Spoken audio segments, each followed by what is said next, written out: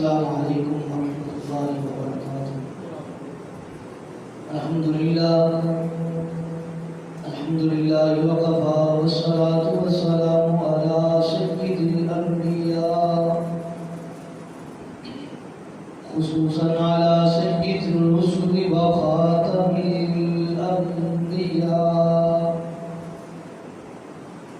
اشہد ان لا الہ الا اللہ وحدہ لا شریک لہ ونشهد أن سيدنا وسندنا محمدا عبده ورسوله۔ اللهم صل على محمد وعلى آل محمد كما صليت على إبراهيم وعلى إنك حميد مجيد۔ اللهم بارك على محمد وعلى آل محمد كما باركت على إبراهيم وعلى آل إبراهيم إنك حميد مجيد۔ أما بعد فأعوذ بالله من الشيطان الرجيم، بسم الله الرحمن الرحيم۔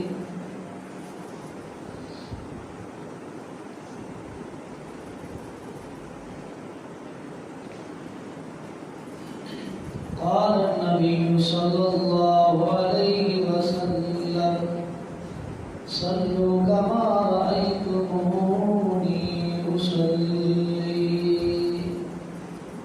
أو كما قال عليه الصلاة والسلام۔ مختصر حمد و ثنا اور درود و سلام کے بعد میں دعا کروں اللہ رب کائنات مجھے حق گوئی کی توفیق عطا فرمائے، پھر اس کے بعد مجھے اور آپ تمام ساتھیوں کو قرآن و سنت پر عمل پیرا ہونے کی توفیق عطا فرمائے۔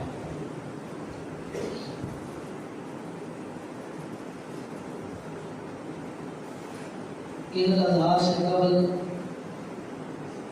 نماز کے عنوان پر گفتگو ہو رہی تھی، بیچ میں کچھ جمعہ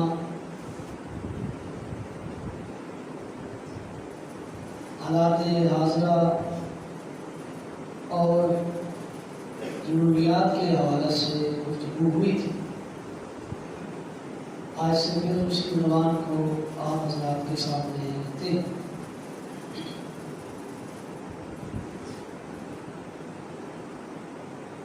اس جمعہ تکبیر تحریمہ کے حوالہ سے گفتگو ہوئی تھی کہ نماز کی ابتدا، نماز کا افتتاح اور نماز کا آغاز کیسے کرنا ہے۔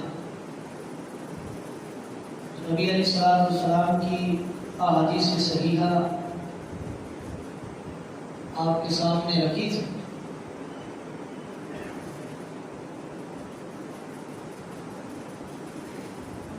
ہم نے تکبیر تحریمہ تو کہیں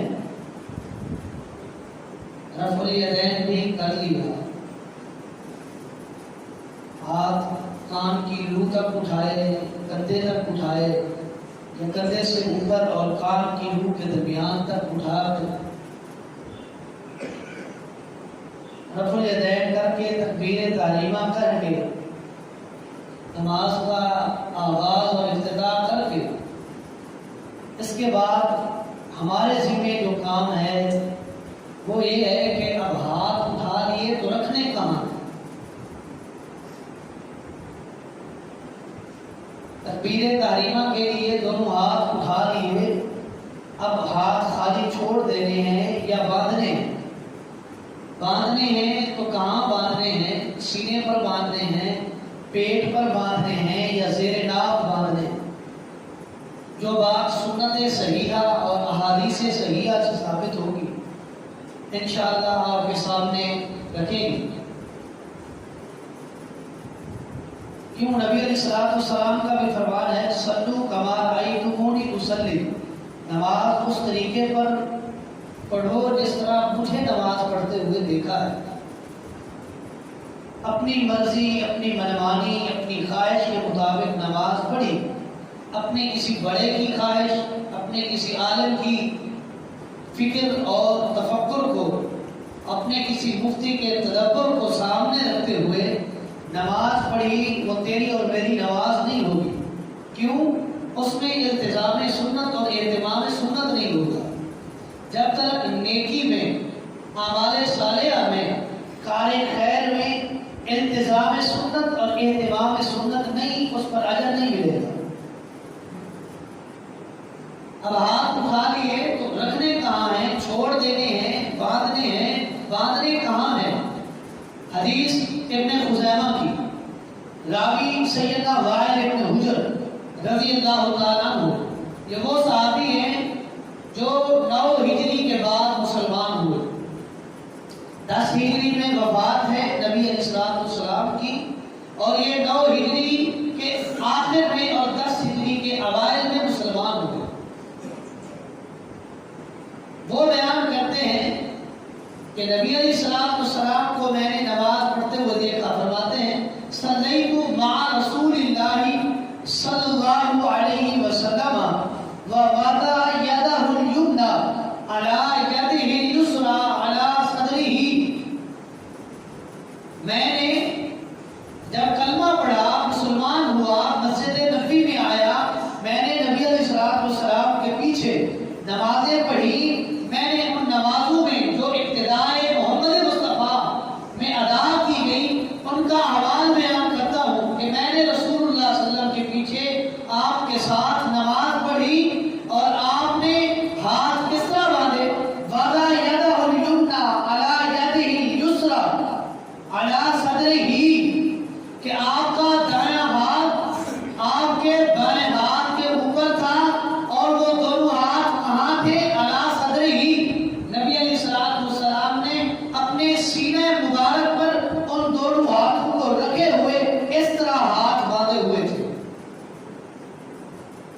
اس حدیث سے ثابت ہوا یہ جو صحابی رسول ہیں جو 9 ہجری میں مسلمان ہوئے، جنہوں نے رسول اللہ صلی اللہ علیہ وسلم کی نماز ذکر کی، یہ آپ کے آخری اعمال میں سے ہے جن پر آپ نے اپنی زندگی کا اختتام کیا.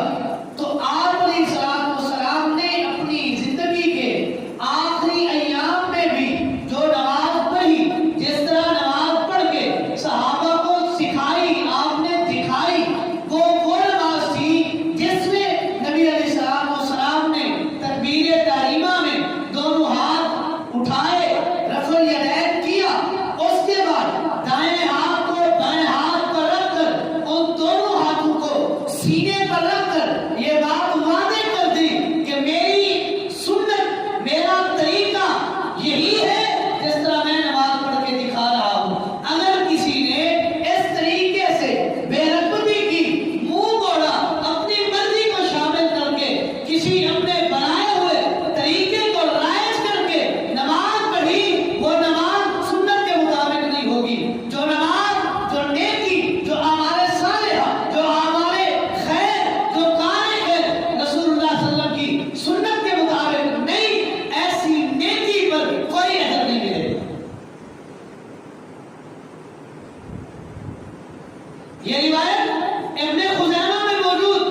اس روایت پر بحث کرتے ہوئے فتح الباری صحیح بخاری کی بہت ہی عظیم شرح ہے حافظ ابن حجر اسقلانی رحمہ اللہ نے، اور اسی طرح جامع ترمذی کی شرح سید الناس نے جو لکھی ہے اس نے. اور جادو وہ جو سر چڑھ کے بولے، حنفیوں کے بہت بڑے عالم علامہ نیمفی حنفی رحمۃ اللہ علیہ نے آثار السنن میں، اور اسی طرح حافظ محدث مبارک پوری رحمۃ اللہ علیہ نے ترمذی کی شرح تحفۃ الاحمدی میں یہ بات نقل کی ہے کہ اس روایت میں جو سند بیان کی گئی ہے وہ سند بھی صحیح ہے اور یہ روایت بھی صحیح ہے. حسن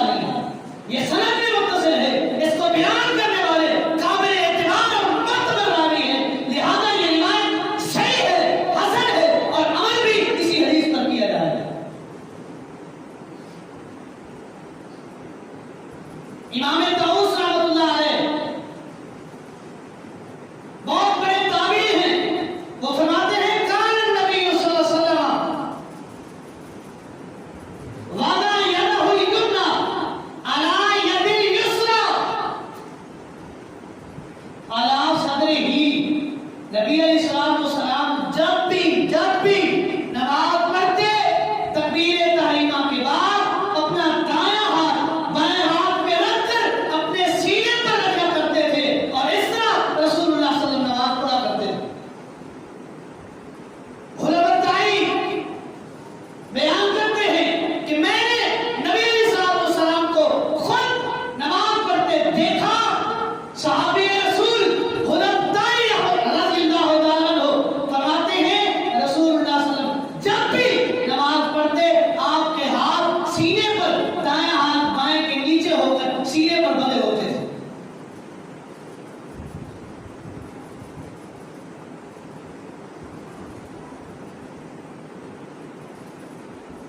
صحیح بخاری کی روایت نبی علیہ السلام کی نماز کے طریقے کے بارے میں امام بخاری رحمۃ اللہ علیہ نے حدیث نقل فرمائی ہے. وہ فرماتے ہیں کہ نبی علیہ السلام جب بھی نماز پڑھتے وضع یدہ الیمنی علی ذراعہ الیسری. نبی علیہ السلام جب بھی نماز پڑھتے آپ کا ہاتھ اس طرح ہوتا کہ ایک ہاتھ کی انگلیوں کی جو یہ پورے کے آخری حصے ہیں یہ آپ کی کوہنی پر ہوتے تھے اور آپ کا ہاتھ سینے پر بندھا ہوتا. اب پریکٹیکلی اگر دیکھا جائے تو یہ یوں جب ہاتھ رکھیں گے کوہنی پر ان انگلیوں کے آخری حصے کو ماسا ٹچ کریں گے یہ ہاتھ نیچے زیر ناف یا پیٹ پر نہیں جائے گا. ہو ہی نہیں سکتا کہ یہ ہاتھ نیچے جائے اور پیٹ کے آخری حصے یا زیر ناف چلا جائے اور اس طرح نماز پڑھی جائے. یہ ہو ہی نہیں سکتا. ہوگا وہی جو نبی علیہ السلام نے طریقہ بیان کیا ہے. وہ طریقہ وہ ہاتھ باندھنے کے طریقے 3 طرح بیان کیے گئے. سیدنا مالک بن حویرث رضی اللہ تعالیٰ عنہ کی وہی پہلی روایت جو پہلے میں نے بیان کی ہے کہ ہاتھ کو ہاتھ پر رکھا جائے. ہاتھ کو ہاتھ پر رکھا جائے. یہ دونوں ہاتھ ہیں. ان ہاتھ کو اس طرح رکھا جائے اور سینے پر باندھ دیا جائے. یہ طریقہ بھی نبی علیہ السلام کے طریقے اور آپ کی سنت سے ثابت ہے. ایک اور روایت اس میں الفاظ ہیں کہ کلائی کے اوپر دوسرے ہاتھ کی کلائی یہ ایک کلائی ہے نا دائیں ہاتھ کی اس کے اوپر دائیں ہاتھ کی کلائی یوں رکھیں اور سینے پر باندھیں. پہلا یہ طریقہ ہاتھ کے اوپر ہاتھ دوسرا کلائی کے اوپر کلائی رکھ کے یوں باندھیں. اور تیسرا طریقہ بھی سیدنا مالک بن حویرث رضی اللہ تعالیٰ عنہ بیان کرتے ہیں کہ نبی علیہ السلام کو میں نے اس طریقے پر بھی نماز پڑھتے ہوئے دیکھا کہ آپ کے ہاتھ کے انگلیوں کے جو آخری حصے تھے وہ آپ کی کوہنی کو مس ہو رہے تھے اور آپ کے ہاتھ سینے پر تھے. یہ پورا یہ انگلیوں کے آخری حصے کوہنی سے مس ٹچ ہو رہے ہیں. جب یہ اس طرح باندھیں گے یہ طریقہ بھی نبی علیہ السلام کے طریقے سے آپ کی سنت سے اور آپ کے بیان کردہ طریقے میں موجود ہے. اس پر نماز پڑھیں گے تو آپ نے اتباع سنت کی ہے اہتمام سنت کی ہے اور نیکی پر اجر بھی ملے گا.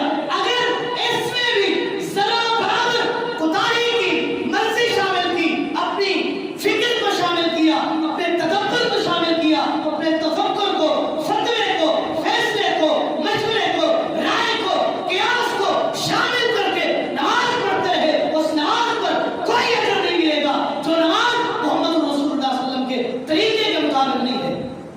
پھر وہ تیرا وقت بھی ضائع ہے.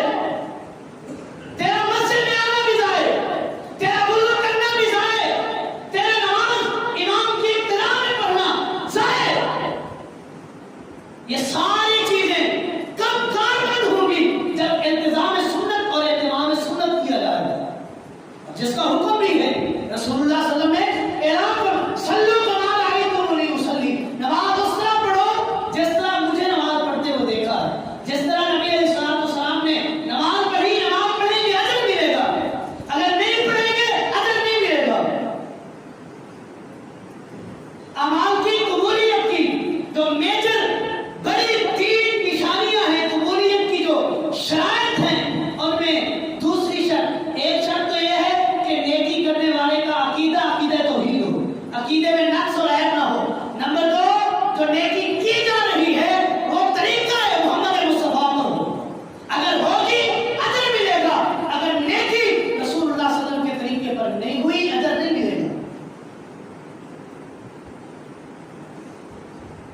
साहब ने साथ रज़ी अल्लाह तआला अन्हु की रिवायत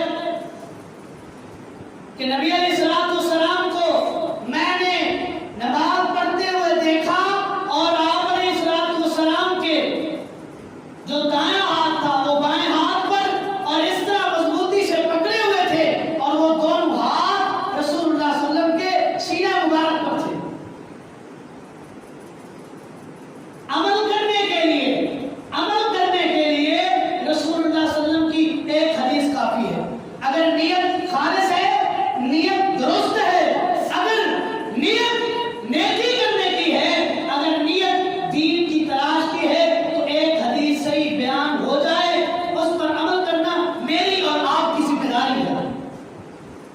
आज मैंने बयान कर दी, मैंने अपने ऊपर से ये बोझ उतार कर आपके जिम्मे लगा दिया है। अब जब जिसका जी चाहे जैसे नमाज पढ़े, जो तरीका रसूलुल्लाह सल्लल्लाहु अलैहि वसल्लम ने जिस तरीके पर नमाज पढ़ी, अगर उस तरह पढ़ेगा तो अदर भी मिलेगा, अगर नहीं पढ़ेगा तो ये तेरी सारी नमाजें तेरे मुंह पर मार दी जाए। मर्जी आपकी अपनी है, कोई किसी से जोर जबरदस्ती नहीं, बस यही है आपकी और अपनी इस्लाह के लिए नमाज के उस तरीके को बयान किया जाए जिस तरीके पर इमामुल अंबिया ने नमाज पढ़ाई है और पढ़ी, सहाबे किराम ने पढ़ी और पढ़ाई है।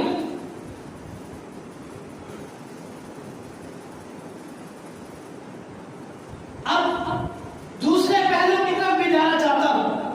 रिवायत पेश की जाती है ज़ेरे नाफ वाली, वो रिवायत कि सैयदना अली रज़ियल्लाहु ताला को बयान करते हैं, नबी अलैहिस्सलाम को मैंने नमाज पढ़ते हुए देखा, आपने अपने दाएं हाथ को बाएं हाथ पर रखकर अला